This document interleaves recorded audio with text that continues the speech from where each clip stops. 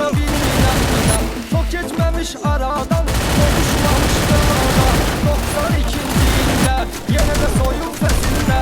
Lənətə gələsən səni, konuşub bədnam erməni. 26 fevral, keçib hərəkətə dərhal. Qadını, uşaq, qocanı, verməyərək amanı.